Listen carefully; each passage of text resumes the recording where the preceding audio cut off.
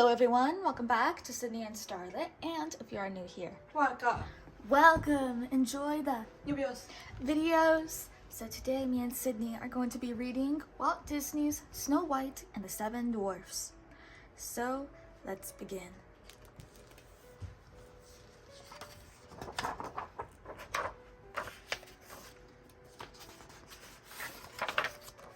Who's that? No, wait! Snow White. Long, long ago, in a magnificent castle, there lived a pretty young princess named Snow White. Her stepmother, the queen, was a wicked woman whose greatest fear was that Snow White's beauty would one day become greater than her own. And so Snow White was dressed in rags and forced to be her stepmother's servant. Her long days were spent scrubbing floors and cooking meals. Still, the evil stepmother worried that as Snow White grew, so would her beauty. Every day the queen looked in her magic mirror, anxiously asking, "Magic mirror on the wall, who is the fairest one of all?" "You are the fairest one of all," the mirror would always reply, and the queen would be content for another day. Snow White was an obedient stepdaughter who happily did her work while daydreaming of a handsome prince who might one day fall in love with her and take her to live with him in his castle. One morning, as she drew water from the well, she made a wish that someday her dream would come true. As if by magic, a handsome young prince appeared before her. He had been watching Snow White as she drew water from the well and was entranced by her beauty. But Snow White was shy and fled to the tower balcony. As the prince sang her a love song below, Snow White placed a kiss on her friend the dove, who carried it to her beloved. On that day, the queen's magic mirror told the queen that Snow White was the fairest in the land. In a jealous rage, the queen called one of her royal huntsmen. "Take Snow White far into the forest and kill her," she commanded. "And as proof of your deed, bring me back her heart in this." And she handed him a carved box. The huntsman began his deadly mission. Telling her they were going for a walk, he took Snow White deep into the forest. Snow White sang a happy tune, gathering flowers and thinking of her handsome prince. Among the flowers, she heard the cry of a baby bird that had fallen out of its nest. When she found the little creature, she picked it up and comforted it. "Don't worry, your mama and papa can't be far," she cooed. Feeling better, the little bird set off to find its parents. When they reached the heart of the forest, the huntsman drew his dagger. As he crept up behind Snow White, she turned and screamed, realizing what was about to happen. When the huntsman saw the fear in the princess's eyes, he fell to his knees. "I beg of you, your highness, forgive me," he pleaded. He told Snow White of the queen's jealousy, and now he was ordered to bring Snow White's heart back to the castle as proof of his deed. "Now quick, child," he told her. "Run away! Hide!" Snow White was very frightened. She gasped, whirled around, and ran into the forest. The woods were dark and full of strange and frightening sights. As Snow White ran past, owls hooted and bats bat their wings overhead. Even the trees seemed to reach out with their branches and watch her with glowing eyes. Snow White ran faster and faster, and when she could run no more, she fell to the ground to weep. When she had finished crying, Snow White looked up and found herself surrounded by forest animals. Slowly, they moved closer, realizing that they had nothing to fear from the kind princess.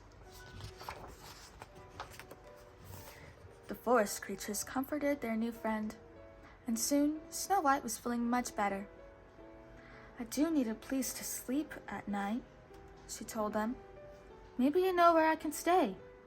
Will you take me there?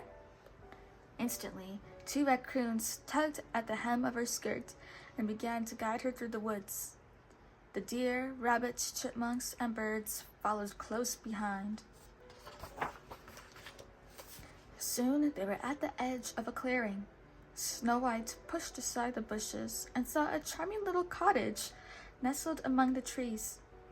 She ran toward the house, crossing over the little bridge just in front of it, and peered in one of the windows. I guess there's no one home, she exclaimed. Inside the cottage, Snow White saw 7 little chairs. Why, 7 little children must have lived here. 7 very untidy children, she remarked to the animals. Indeed, wherever Snow White looked, she saw dirty dishes, dust on the furniture, and cobwebs everywhere. I know. We'll clean the house and surprise them, she told the first forest creatures. Maybe when they see what we've done, they'll let me stay. Together, Snow White and the animals cleared the little cottage and made it tidy. When they finished cleaning downstairs, Snow White and her friends went to see what they might find upstairs. At the top of the staircase was a door, and beyond it, Snow White saw 7 little beds. Look! Each bed has a name carved on it, Snow White said, and she read the names out loud. Doc, Happy, Sneezy, Dopey, Grumpy, Bashful, and Sleepy. Snow White yawned. I'm a little sleepy myself, she said. Then she stretched out across 3 beds and fell fast asleep. Meanwhile, in a nearby mine, the 7 dwarfs were hard at work digging for diamonds. They, not 7 little children, were the ones who lived in the cottage Snow White had found. Each dwarf had his own special job to do. Dog stood at a table and peered at the diamonds through a jeweler's glass. He saved the good diamonds and tossed away the bad ones, which Dopey swept up. As night fell, the dwarves headed for home. With their picks slung over their shoulders, the 7 dwarfs marched in a line. Doc took the lead, with Grumpy, Happy, Sleepy, Sneezy, Bashful, and Dopey following behind. Even though they were very hungry and tired from their hard day's work, the dwarves sang a happy song as they marched along. When the dwarves neared the cottage, Doc stopped in his tracks. Look! It's the light's lit. Something's in there, he cried. Though they were worried that they might find a ghost or other scary creatures inside, all the dwarfs bravely followed Doc into the house to investigate. The dwarf slowly opened the door and crept into the cottage, trying not to make a sound. Careful, men, Doc whispered. The others tiptoed behind him. Our window's been washed, said Happy. Look, the floor. It's been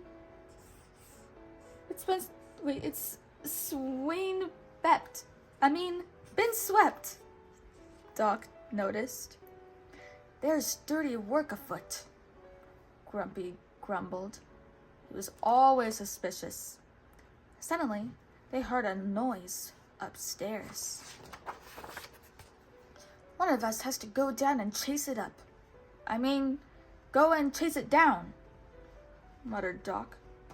The dwarfs quickly elected Dopey to lead the way. Don't be afraid. We're right behind you, they all whispered. Quietly and carefully, the dwarfs climbed the stairs one by one until they reached the bedroom. They inched into the room and saw a sheeted figure stretched across the beds. Snow White yawned and stretched under the sheet. It was a frightening sight for the poor dwarfs, who cowered on the floor. "A monster!" they gasped. Doc gathered all his courage and pulled back the sheet. "Why, it's a girl!" he exclaimed. Snow White was very surprised to see 7 dwarfs peering at her from the foot of the bed. "Why, you're not children," she said, sitting up. "You are men." Looking at them, Snow White could easily guess the name that belonged to each dwarf. "And you must be Grumpy," she said with a giggle, folding her arms to imitate him. When Snow White introduced herself and told the dwarfs about the wicked queen and how the animals had rescued her from the forest. "Please don't send me away," she pleaded. "If you do, the wicked queen will surely find me." The dwarfs took pity on Snow White, and when she told them that she would clean and cook for them in return for their kindness, they quickly decided that she would stay. All except Grumpy, who simply said, "Humph," and wanted nothing to do with the wicked queen or a tidy princess. Back at the castle, the huntsman had delivered the box back to the queen. He had fooled the queen by placing a pig's heart inside instead of Snow White's. Thinking Snow White was dead, the queen eagerly asked the magic mirror, "Magic mirror on the wall, who is now the fairest one of all?" But the mirror replied, "Over the 7 jeweled hills, beyond the 7th fall, in the cottage of the 7 dwarfs, dwells Snow White, fairest one of all." The queen was enraged. Snow White was still alive! The queen stormed down the winding staircase leading to a dark dungeon beneath the castle. There, she went to a hidden room filled with bottles, potions, and a book of magic spells. She opened the book, and finding a spell for a disguise, mixed a terrible potion.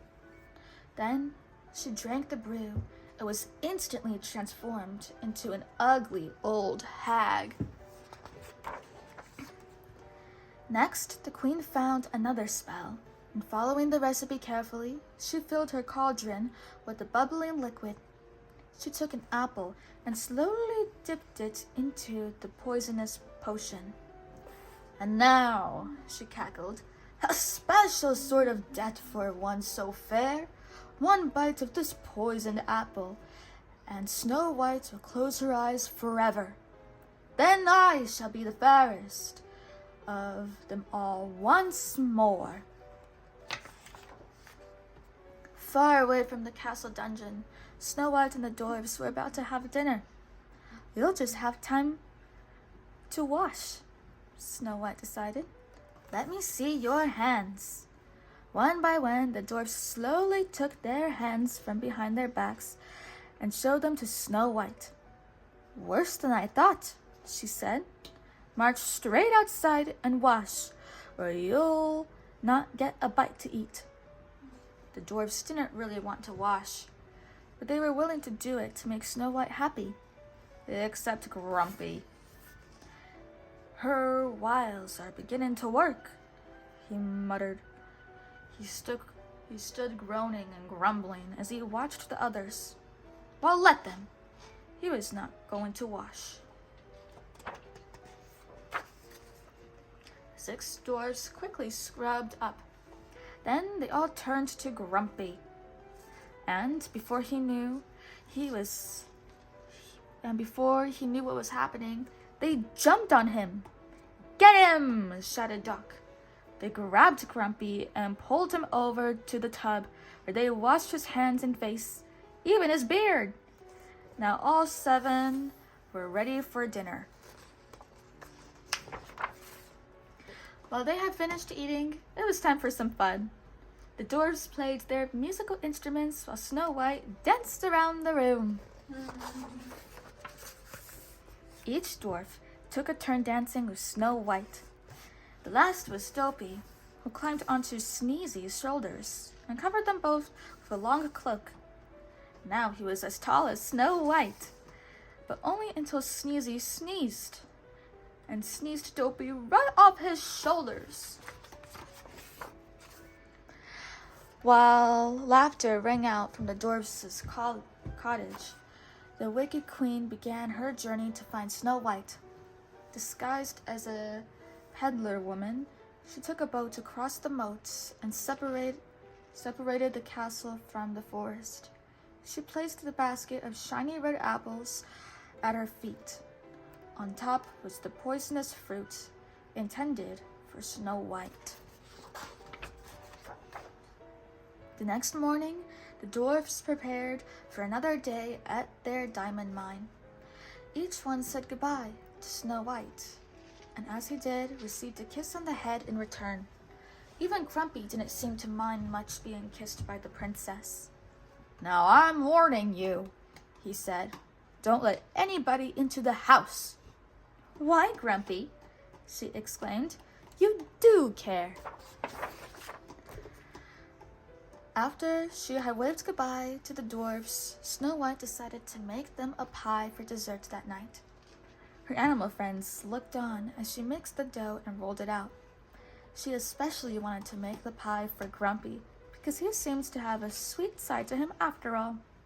While Snow White worked, she thought about the handsome prince she had met at the castle well. She wished he would find her, and then she would feel truly safe. Suddenly, the queen, disguised as an old woman, appeared outside the window, interrupting Snow White's daydream.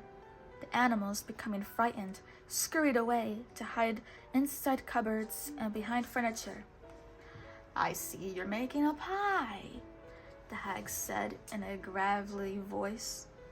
"And I have just the thing. It's apple pies that make the menfolk's mouths water." She held a beautiful shiny red apple to Snow White. "Go on, have a bite." The animals sensed something terrible was about to happen and emerged from their hiding places. They went outside and tried to chase the hag away. Snow White didn't understand why they were behaving badly, so she shooed them off. As she invited the old woman inside, the animals raced into the forest to get help from the dwarfs. The animals ran and flew as quickly as they could. When they finally reached the diamond mine, they found the dwarfs hard at work. The animals pulled and tugged at their clothing, trying to tell them that Snow White was in danger. "They aren't acting this way for nothing," Grumpy said. "Maybe the queen's got Snow White," Sleepy said with a yawn. The queen! That was it. There was no time to lose. The dwarves grabbed their picks and clubs and ran to the rescue. They didn't know it, but they were too late. Snow White had already taken a bite of the poisoned apple and was lying lifeless on the floor. The queen cackled with glee.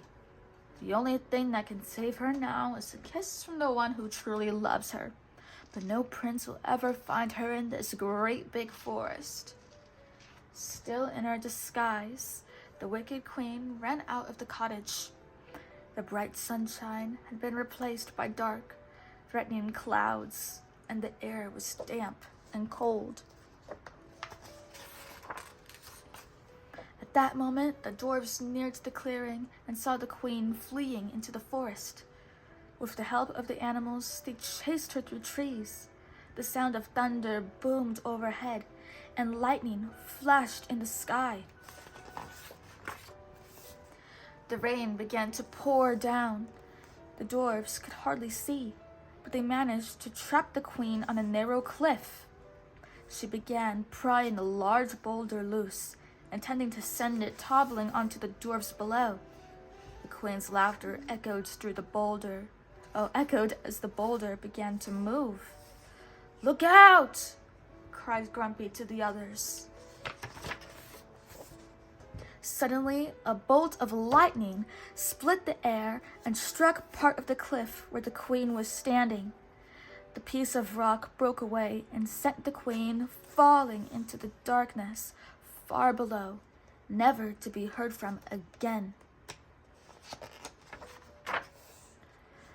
When the weary dwarves returned to the cottage, they found the poisoned Snow White. Unable to awaken her, they laid her across their beds. Tears streamed down their faces as they knelt beside her motionless body. Even in death, Snow White was so beautiful that the dwarfs could not bring themselves to bury her. Instead, they laid her in a casket of glass and gold, and they kept watch over her day and night. Far away in another part of the kingdom, the handsome young prince heard of a beautiful maiden who slept in the forest. Hoping that this was the princess he had fallen in love with at the well, he searched far and wide to find her. One day, when he was out riding, he came upon her casket. Gently lifting the glass lid, he gazed on Snow White's beauty once more. The prince bent down and softly placed a kiss on Snow White's lips. Then he knelt and bowed his head in silence, surrounded by the animals and the 7 dwarfs. At that moment, the princess began to stir. She sat up and rubbed her eyes. Snow White was alive! Joyously, the prince gathered her in her arms, while shouts of jubilation rang out around them. The dwarfs hugged each other with happiness. Snow White kissed each dwarf goodbye. Then the prince lifted her up onto his horse and led her to his castle on the hill. Though the dwarfs would miss Snow White, their hearts were glad, because they knew that she and her prince will live happily ever after.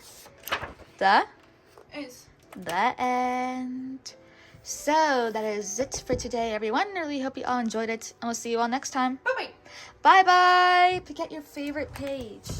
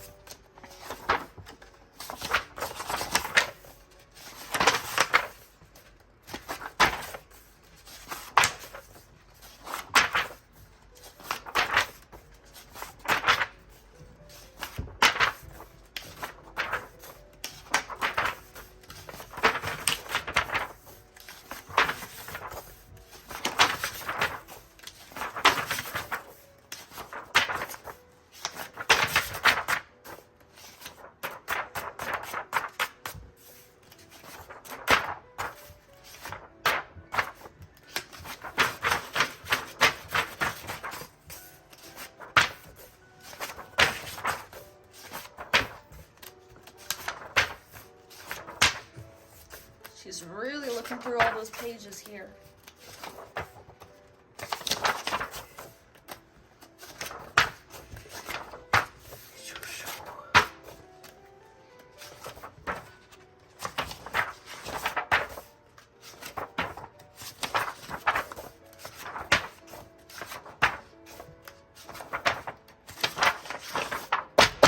Yes! Who's your favorite character? Ariel, she's not even part of this story. Okay, you heard it from here. You heard it from her, folks. Ariel. Bye-bye. Oh, yuck. Ariel.